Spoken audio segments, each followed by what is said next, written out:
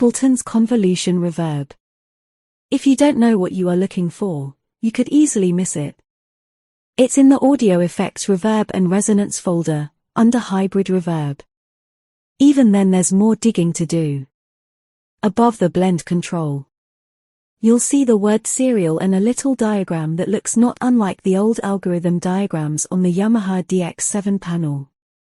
If you click on the down arrow, after the word serial you get 4 options. This is because the Ableton Hybrid Reverb has an algorithm and convolution reverb. The 4 options are to select either the algorithm, convolution, or both in series or parallel.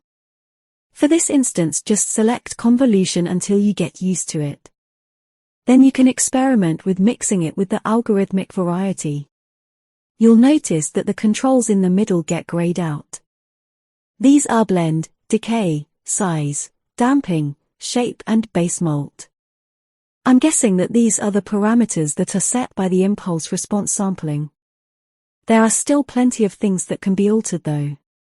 Starting from the left is the attack control. This sets the attack time of the envelope of the impulse response. Next along is decay, which sets the decay time of the envelope of the impulse response. To the right of these is the size control that sets the relative size of the impulse response between 20% and 500%. Under the algorithm parameter is another down arrow that can select between dark cool, quartz, shimmer, tides and prism.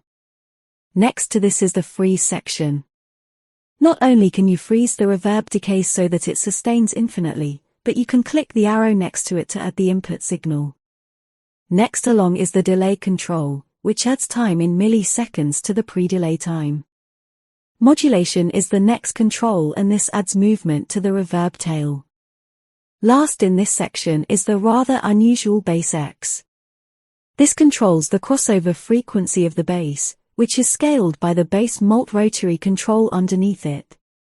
You also get the normal controls of send, pre-delay, feedback, stereo and dry wet. You also get an EQ section, which is selected by clicking on the tab at the top and gives you all the usual Ableton EQ controls if you need them. The presets. Under the phrase convolution IR is a box with early reflections. Click on the down arrow by the side and this brings up various other options such as real places, plates, bigger spaces and texture, not to mention a few others. These are subsections for the selections underneath. So selecting real places makes the submenu only bring up real places. This makes for an awful lot of different presets to start with. They also vary quite hugely from all sorts of things. The sound of convolution reverb. So how does it sound? Well, in a word, real.